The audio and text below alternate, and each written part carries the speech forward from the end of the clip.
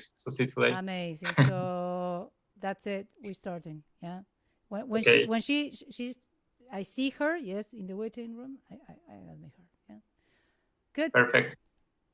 Well, so I'll start sharing the screen. Oh. Don't worry. Yes, I always forget. Sorry. There you go. All good. No problem. Great. Thank you.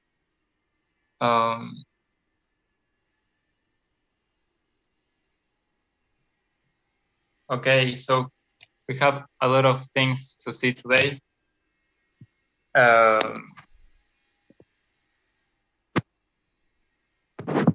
We will start studying how to score for strings. You know, in the last lessons, we have studied first instrumentation, what we can do with individual instruments, and now we are starting to study what we can do with the whole string section. So we are starting to study orchestration. What are the possibilities and the main features of the whole section, of the whole string section? So let's start. Well, we'll see the main features of the string section. As I said, the first point is its enormous range. Here we are talking of all the section. So the first violin, second violin, viola, cello, and double bass. It says its enormous range encompassing almost 7 octaves between the double basses and the violins. Well, it is a really wide range because you guys remember which is the lowest note of the 5-string double bass? C? Yes, C is the pitch class, but which C? One. C1, perfect. The lowest C in the piano, right? Yes. And do you remember which is the highest note that in the orchestra a violin can play? E7. E7, perfect. So we start here. The lowest note of the double basses with 5 strings is this one, C1, and the highest note that a violin in the orchestra can play is E7. So here we have 1 octave, 2, 3, 4, 5, 6, and a major third. So 6 octaves and a half approximately. So that's why we say that they are encompassing almost 7 octaves. It's almost the same range as we have in the piano. So it is a really wide range. Another very important point is the timbral homogeneity throughout its entire range. Here we have 2 interesting concepts. The first one is this one, timbre. We can say timbre or tone color. Both terms mean the same. The timbre is the quality of the sound that enables us to distinguish between different instruments. For example, if I ask a flute player to play one melody, and then I ask a violin player to play exactly the same melody in the same register, we distinguish that the flute sounds like a flute and the violin sounds like a violin, although they are playing the same melody. Well, this is because the violin and the flute have 2 different timbres. So that is the first concept. And then another concept that we use in orchestration is homogeneity. Well, this word is taken from chemistry, actually, because have you seen that in chemistry we study the homogeneous mixtures and the heterogeneous mixtures? Homogeneous mixture is, for example, coffee with sugar, because when you add sugar to your coffee, you can't distinguish between the two elements. You can't say where is the sugar and where is the coffee. They are like blend together. So when it comes to orchestration and we talk about homogeneity, we say that, for example, the violin and the viola are homogeneous because you can't tell the difference between a violin and a viola. They have a very similar timbre. But for example, we say that the string section is the most homogeneous section in the orchestra. Then another homogeneous section could be the brass section, because the trumpet and the trombone have a similar tone color, a similar timbre. And when we say that the string section is the section with the most homogeneous, it has the best, let's say, timbral homogeneity, because there is no big difference in timbre between the violin, viola, cello, and double bass. If we go to the woodwind section and we take, for example, the flute and the clarinet, they have different tone colors, so you can distinguish them easily. Then let's move to the third point. The wide dynamic range from a barely audible pianissimo to a thunderous fortissimo. I have nothing to say here. They can play very soft passages and very loud passages. Remember that in the orchestra and the string orchestra, we have almost 60 players. So if we want a very fortissimo dynamic, we can do it because there will be 60 people playing at the same time. So if we write forte or fortissimo, that will sound really loud. But they can, of course, play soft if they want. Now let's move on to the other point, the richness of tone quality, allowing it to play wonderfully expressive passages. Well, we have seen that string players play with vibrato and they can play really expressive passages. They also can do other techniques like glissando or portamento. That is, when you go from one pitch to another, like going through all the pitches that are in between. For example, no. There, it is very easy to do that on a violin. You only have to move your hand like across the string.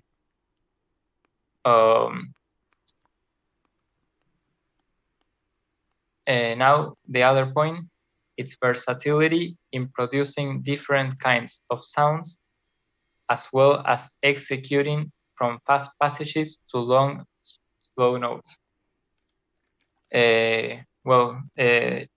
We also saw that we studied that the violin, the viola, the cello, and the bass, the double bass, are very versatile instruments. They are very agile. They can play fast melodies, different dynamics, and they can also play with different techniques, a lot of different articulations, a lot of different bowings, and they can play with the bow or plucking the strings, what we call pizzicato. So they are very versatile instruments. You can do a lot of things, different things with the string section. Now let's move to the next slide. Now this is a topic of orchestration. The foreground, the middle ground, and the background. The foreground is basically the melody. It's the voice which the composer wants to be heard most prominently. So the melody always is an important part, and it has to stand out because it is an important part that must be heard. Then we could have a middle ground, but not always. The middle ground are the counter melodies or important contrapuntal material. There are pieces in which we don't have a middle ground because, for example, if you have a melody and an accompaniment, for example, you have a melody in the flute and an accompaniment in the guitar with chords. Well, there you don't have a counter melody or a contrapuntal material, so there is no middle ground there. And the other element is the background. The background is basically the accompaniment. So here I selected this picture because I think that it is a great visual representation of the foreground and the background. This flower we see here is an orchid, and it is like the melody, let's say. It is the foreground. It's the element that it is most noticeably, the one that stands out the most. And all the other things that are here are the background. See that the composer that composed this picture choose like appropriate colors in the background so that the orchid can stand out like most prominently. See that this element, the orchid, has like blue or violet colors, and in the background we don't have the same colors. So that is a feature that enables the orchid, the foreground, to stand out.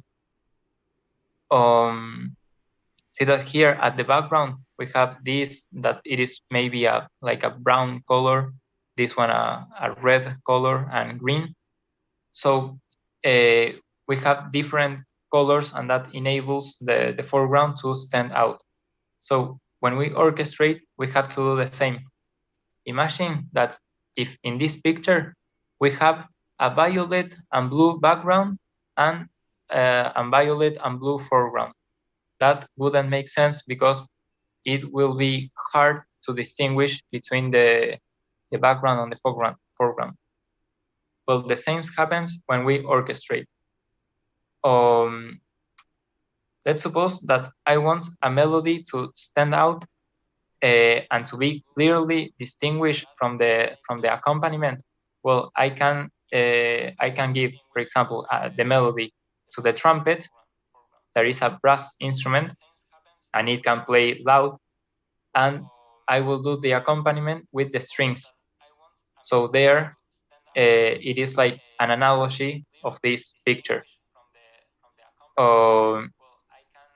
But for example, it wouldn't be a great idea if I play a melody and I give that melody to the flute in the lower register, because the flute in the lower register is it cannot play loud. It sounds really soft. Although you write forte in the score, it will sound soft because the flute doesn't have much power in the low register. And let's suppose that the accompaniment, I do it with the brass section, with 1 tuba, 2 trumpets, 4 horns, and 2 trombones. Well, that would be a very bad idea because the accompaniment will sound louder than the flute. So the background is an important material because you have to orchestrate properly so that the background allows the foreground to stand out. Here we have an example of the foreground and the background. This example is from the Brahms Symphony No. 3, the third movement.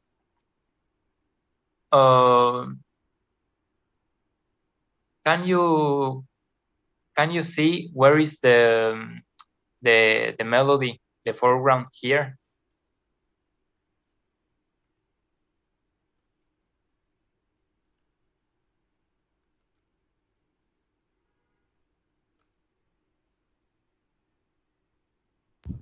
Cello. Sorry? The cello. The cello, perfect. See that the cello is written in the tenor clef, because we said a couple of lessons ago that when the cello sings in a tenor register, we use the tenor clef. So the melody goes like this.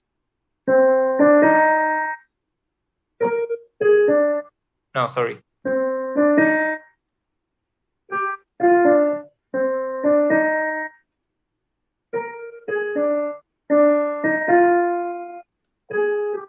Well, and it continues.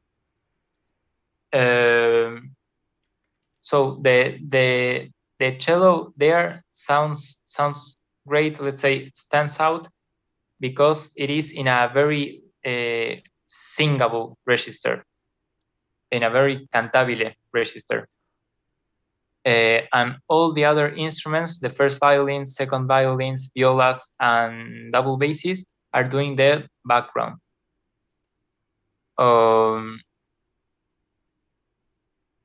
Also, we have here an example of a concept that we will see in a couple of minutes, that is dovetailing. Dovetailing is a technique that orchestrators use to recreate smoothness.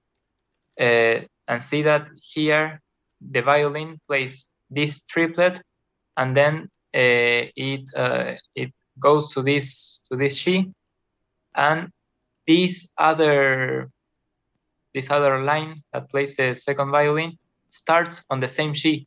So they are like connected through the same note, with the same note.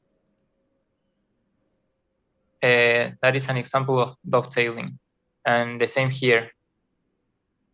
They play, the first violin plays this line, goes to the G, and this one starts on the same G.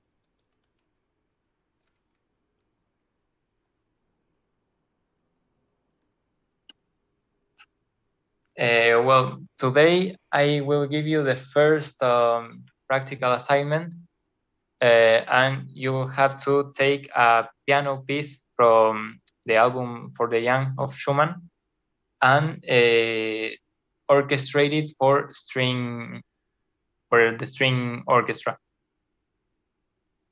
So now we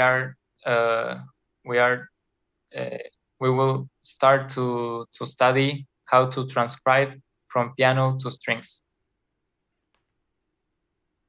Well, these are very important aspects to consider. This is crucial, fundamental. This is absolutely important. Be true to the composer's intentions.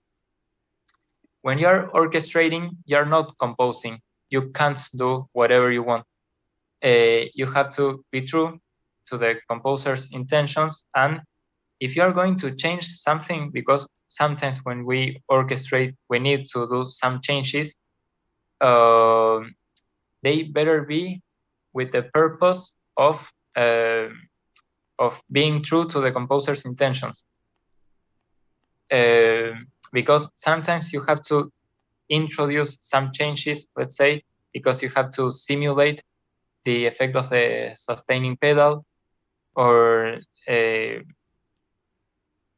sometimes a passage. If you take a passage that is written on the piano and you only transcribe it to the orchestra, it doesn't work. So you have to do some changes, maybe add some voices, but you are not going to do whatever you want, but the thing to do, they better be with the intention of be true to the composer.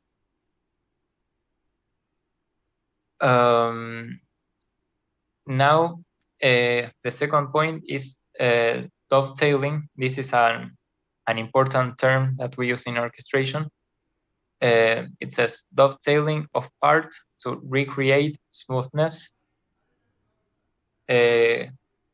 Well, here we have a picture of this because the concept of dovetailing is taken from carpentry. So in carpentry, this is a dovetailing. Is when you have a piece of wood or any other material that instead of finishing here, it goes inside the other material, let's say the other piece. It's like they are like joined together. That's why when we saw this example, this is dovetailing also, because you are, instead of finishing the triplet here, you add one more note and you start in other instrument with the same note to create smoothness between the parts.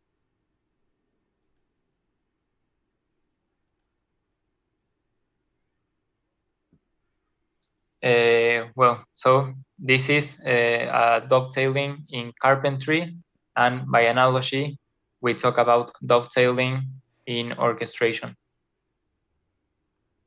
And then another important point, the translation of the sustaining pedal to the orchestra. This is also very important, and there are a couple of ways to do this.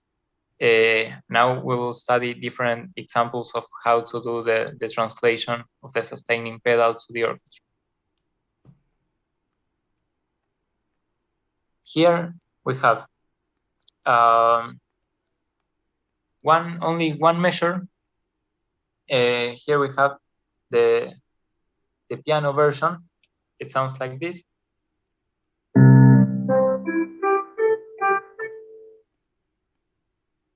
See that first I pressed the pedal, and every note I play keeps sounding until I release the pedal.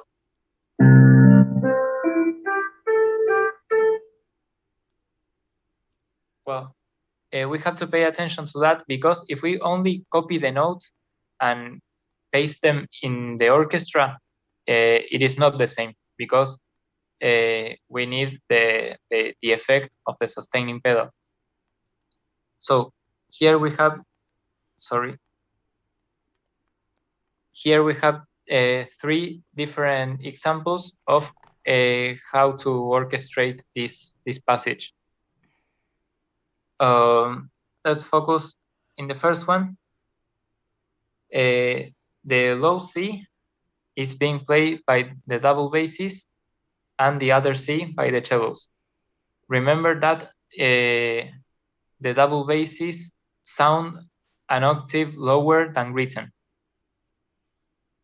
Then, well, I'm going to show it all so we can compare. Then the violas are in divisi. So we have this, and the violas are playing G and C. And they are holding the notes. Then the second violin. And then the first violin plays that melody. see that here we are only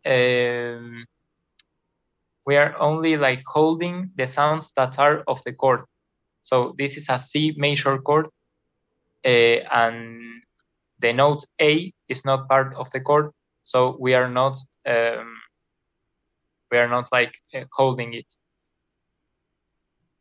Then in the second version, we play the low C with the double bass, and the cellos are in divising.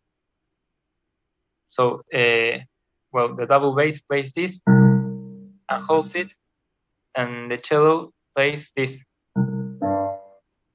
Sorry, here. Now the viola plays a middle C, and the second violins and the first violins plays the melody.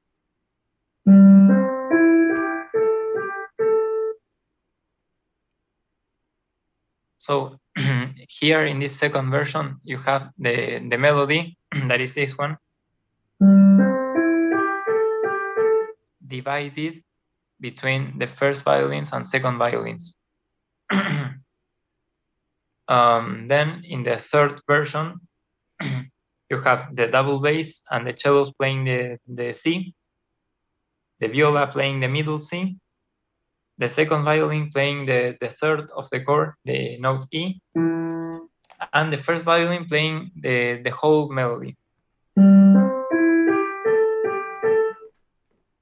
I think that the example, the version I like the most is the third one, because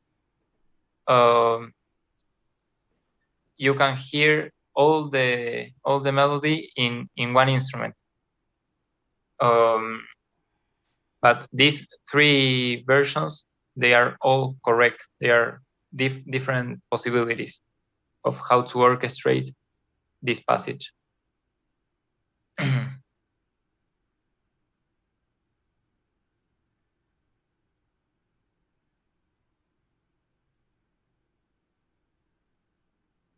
Well, sorry. This is the practical assignment. You have to orchestrate the Schumann's Kleine Romanze, Opus 68, number 19, for string orchestra. We will do an analysis of this piece.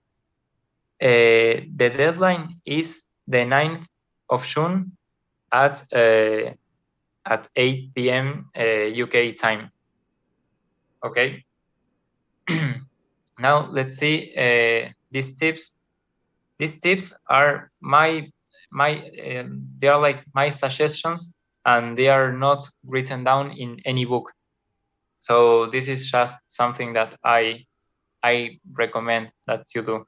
It will be helpful.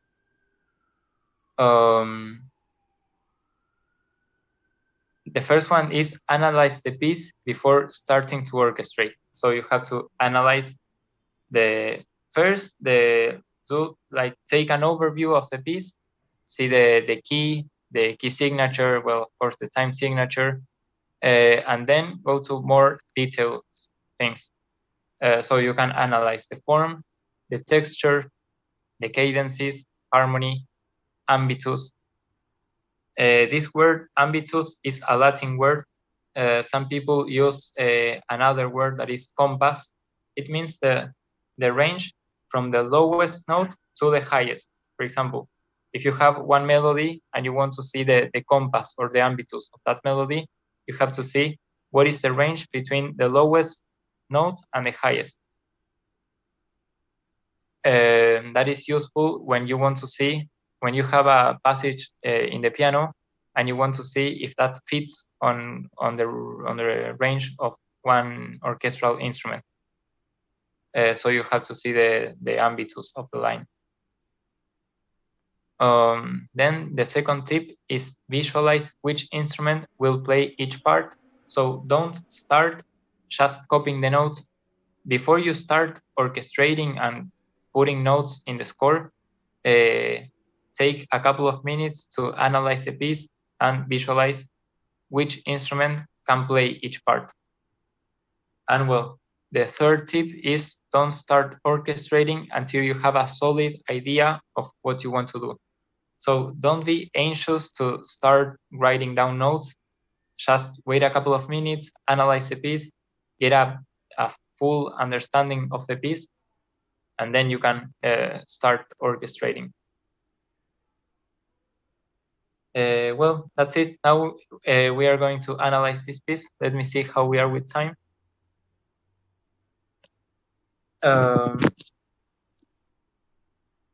Just we have 10 minutes so that I show you an example. This is a piece that I orchestrated, and I want to show you the process of what you have to do. First, let's take an overview of this piece. This is from the Schumann album for the young. The first thing we have to see that is we are in the key signature of E flat major and the time signature of 4/4. So we can start writing that down. We are in E flat major. We start with a 1 chord. It is not necessary that you, when you are like taking an overview, you don't have to look chord by chord. You only have to know the key of the piece. Then we have a lot of different chords that we don't care about that. And for example, can you tell me how many voices we have here?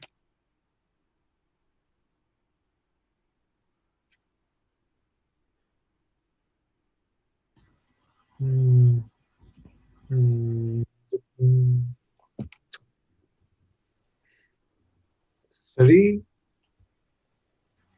You could say 1, 2, 3, 4, 5, but yes, it's a difficult question. Well, if you think that you have to orchestrate this passage, we could say that we have 4 voices. Why 4? Well, because it's very impractical to write this as a baseline.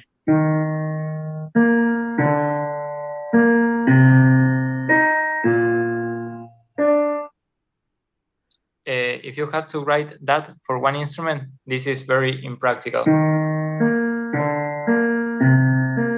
Sorry.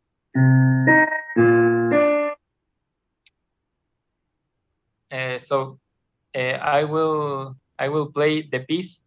I recorded this piece. I recorded myself playing it at a very slow tempo, and now I'm going to speed it up a little bit with the metronome. So maybe you hear it, you listen to it a little bit like unnatural.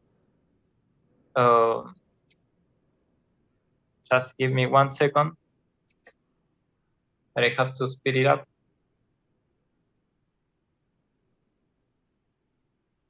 Well, there we go.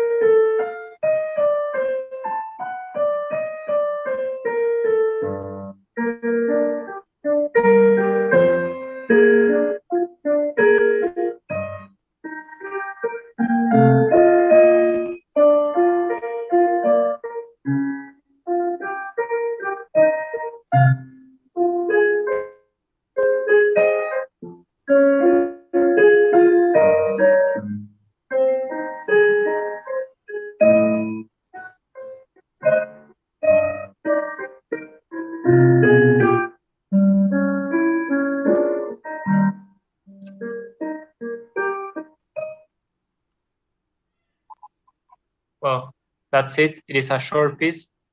So first you listen to the piece and you take like a general overview.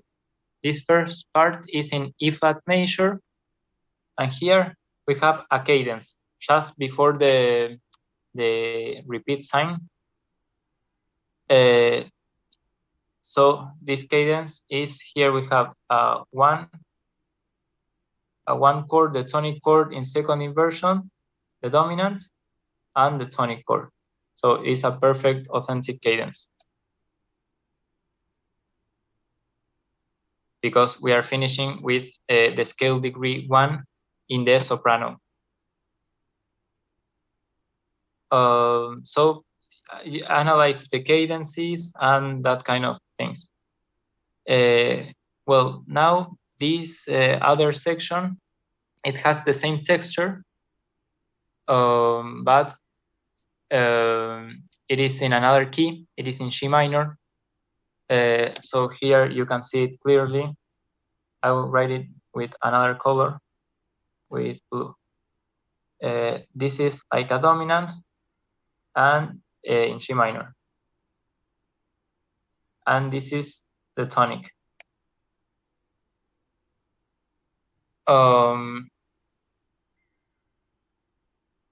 So then it continues and it finally finishes here in E flat major with a perfect authentic cadence. I'll write it down. So here we have the dominant in E flat major and the tonic.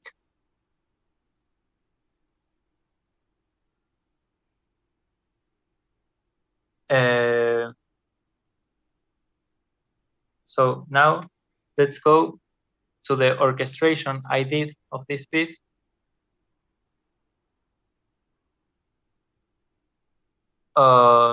See that we have the bass part in the cellos.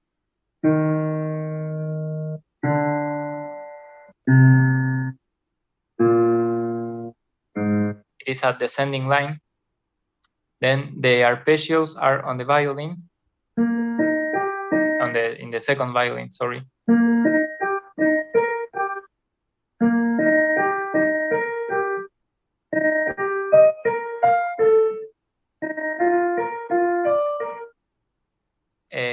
The melody that it was in the soprano now is being played in the first violin.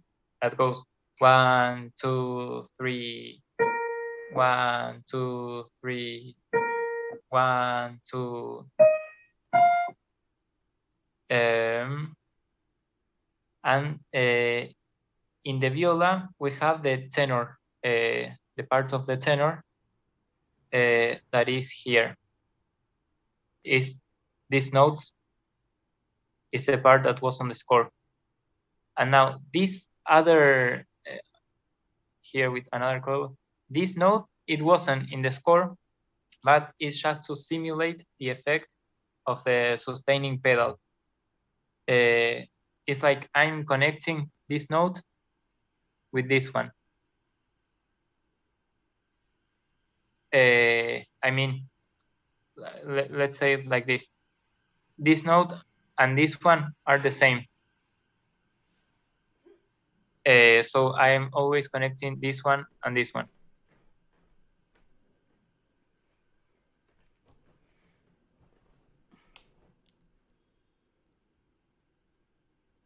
Well, this is just a fast example of how to orchestrate. First, you have to analyze the piece, see the texture, the voicings, the harmonies, the form, and then you can start orchestrating. Sometimes in some passages you have to use divisi, like here. Here we have divisi. And then remember that when you don't want them to play in divisi anymore, you have to write unis.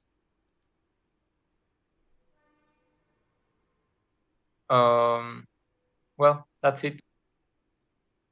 Now let's move to the piece that you have to orchestrate, that is this one, Kleine Romance.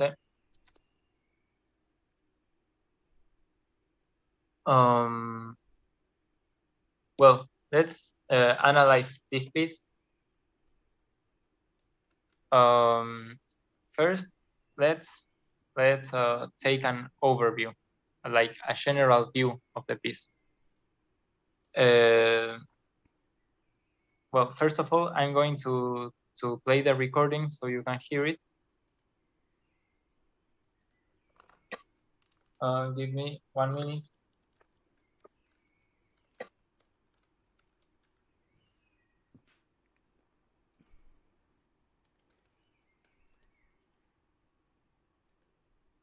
So I play it.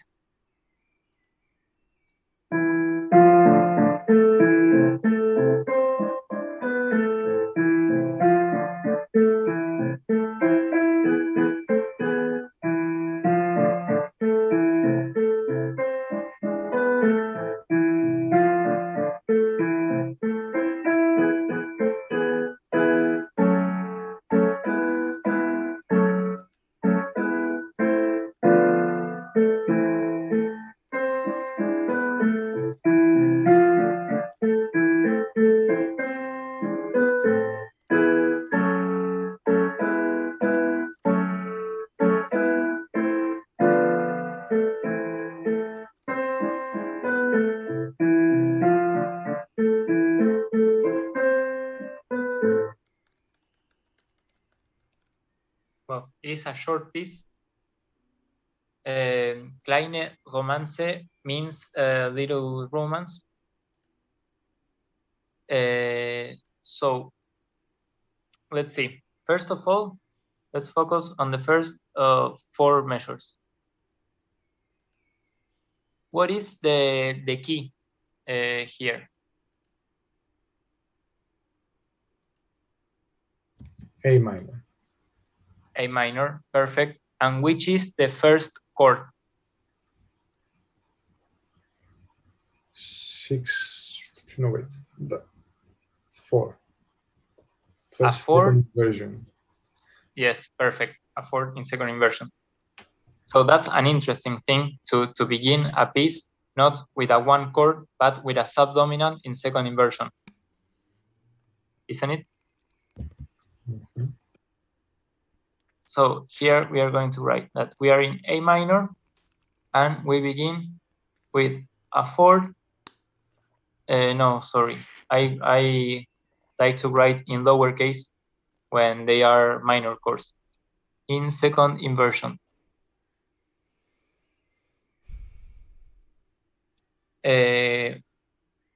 Well, we are not going to analyze all the chords. It is clear that the texture here is melody with accompaniment, right? So we have the melody that stands out very, very clearly.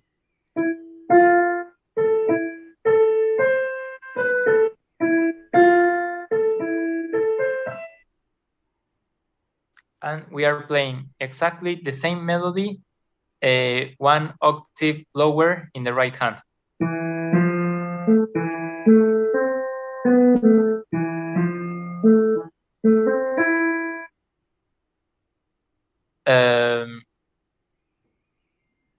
So now let's see. Here we have this phrase, and we end here with a dominant. So this is a half cadence. I'll write it here, half cadence, because this is a dominant.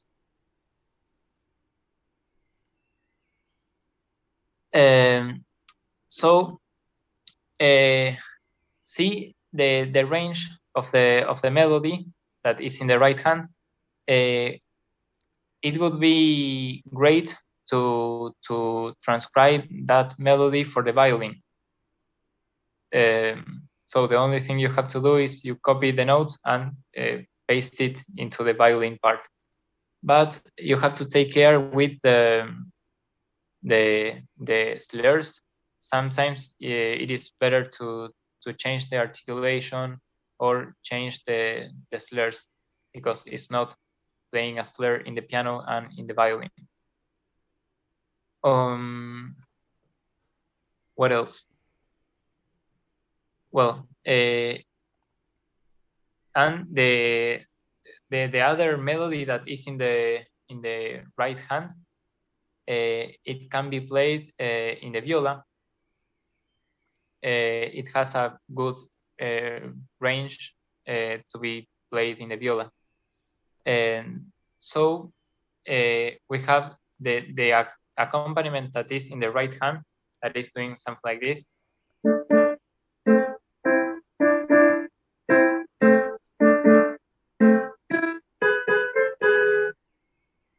That could be played with the second violins in division, because you are playing the melody in the right hand with the first violin, the accompaniment in the right hand with the second violins in division, the melody in the left hand with the viola, and then you can play the accompaniment in the left hand, this one.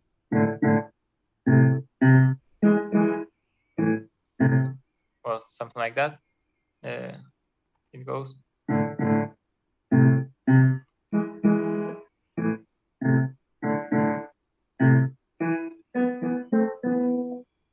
That one. You can play it with the cellos in division. It is better not to use the double bass, because if you use it always in the piece, it sounds very heavy, all your music, if you're always using the double bass. So it is better to like wait for special moments in music, for example, for cadences, and there you can use the double bass to emphasize the cadences, because cadences are an important moment in music. You are closing one phrase or one section or something. It is a closure, so you can emphasize that closure with the double basses. Now, when you are analyzing a piece, one thing that you have to see is if there are repetitions. In general, we always find repetitions in music. And here, for example, the first 4 measures are exactly the same as measures 5, 6, 7, and 8. So when you're orchestrating, you have 2 options. You need to have a criteria. You can like, if you want to be true to the composer's intentions, you can follow the repetition. So you write the first 4 measures, and then you copy and paste in the measures 5, 6, 7, and 8. Or you can introduce changes when you are with an orchestra, for example, with a full orchestra. You can maybe play the first passage with the string section, and the next 4 measures with the woodwind section to create a contrast. But well, here we are working only with the string section, so you have to copy and paste. So just to make it clear, let me see something. All this part is a repetition.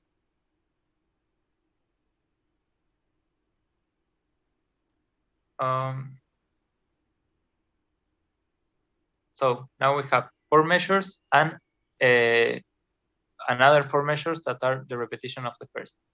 Now we have a contrasting idea. See that here we have another texture. This is a homorhythmic texture, because all the voices have the same rhythm.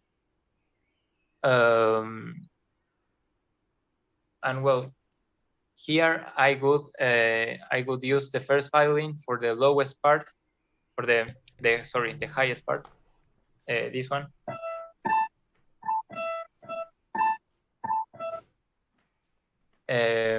then I would use the second violins for the remaining two voices that are in the right hand.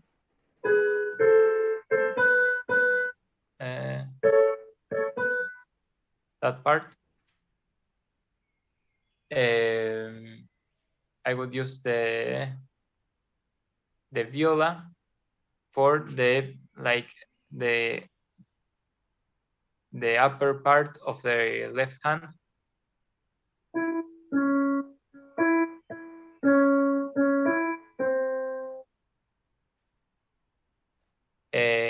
And the remaining two voices with the cellos in divisis.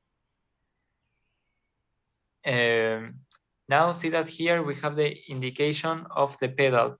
So there you can add the double basses, playing an F sharp. I mean, playing this note. You can write exactly that note in the score of the double basses, and so it will sound one octave lower, and it will give like a contrast. And so you are being true to the composer's intention, because here the intention of Schumann is to create contrast.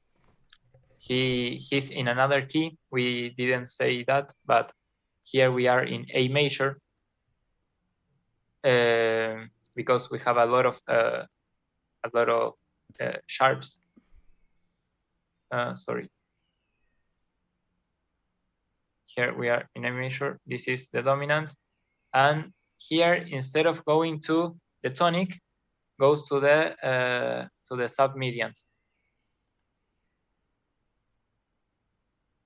So we were saying that you can add one half note playing an F sharp with the double basses there. Only a half note, just to simulate the effect of the pedal and to create a little bit of contrast.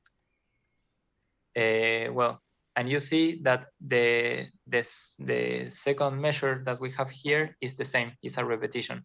So you can do the same.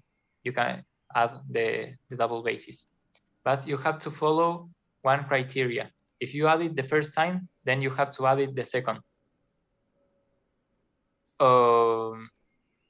Because if not, it will sound like if it's a mistake or something if you don't follow one criteria.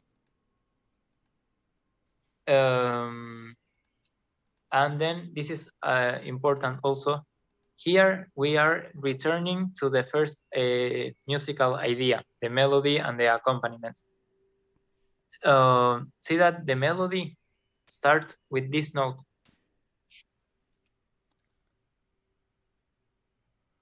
That is the anacrusis of the melody.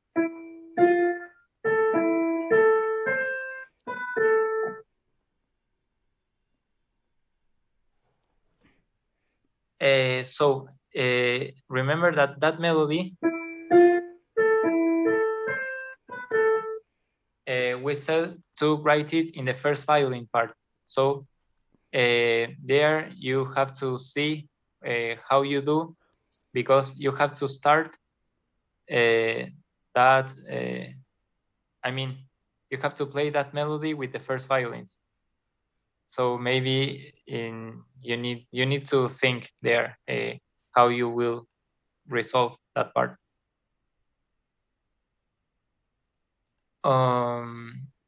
And well, here is everything the same. The only difference is that the bass changes.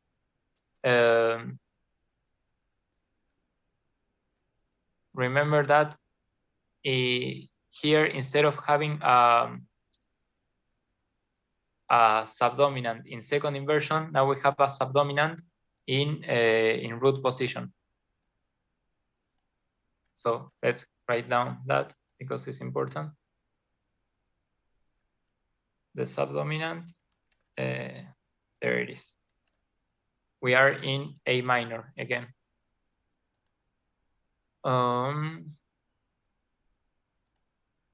Here we have a perfect authentic cadence because we have 5, sorry, the dominant, and the tonic. So it's a perfect authentic cadence.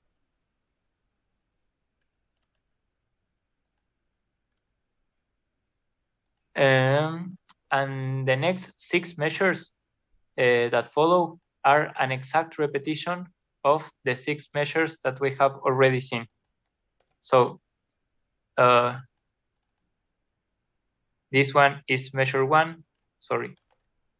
This one is measure 1, and so then we have 2, 3, 4, 5, 6, until we reach to the perfect authentic cadence, and then those 6 measures are repeated again. So let's write it again. From here to here is a repetition.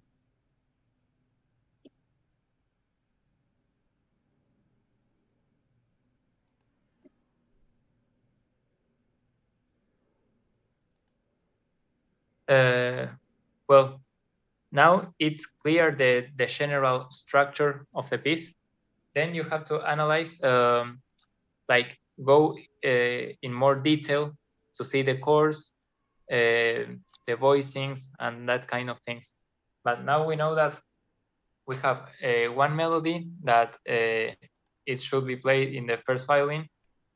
Then the same melody, 1 octave lower, that should be played with the violas, and that we don't have to use the double basses all the time, because the music becomes very, very heavy if we use double basses all the time.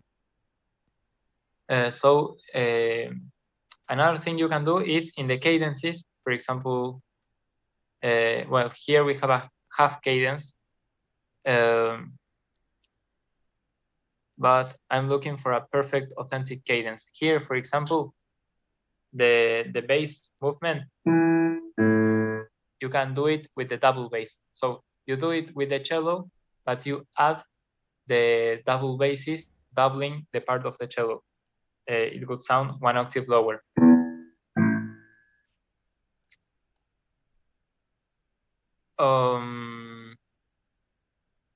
So, well,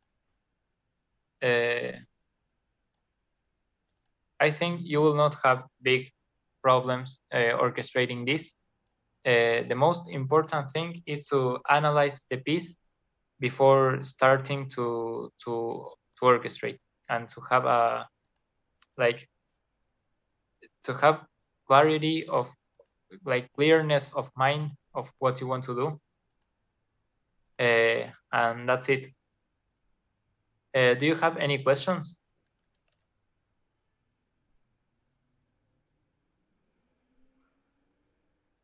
No, we're good. You're good? Okay, perfect. So amazing. Very interesting, Franco. So very interesting. very. Yes, this topic is interesting, really. I didn't know that the homogeneity came from chemistry. The what? The homogeneity, the word homogeneity came from chemistry. Yes, I think, well, I don't know if it comes from chemistry, but I mean, when we talk about mixtures, homogeneous mixtures and heterogeneous mixtures, we are talking about chemistry, let's say. Fantastic. Very good. And when is the deadline for the, when do they have to present this?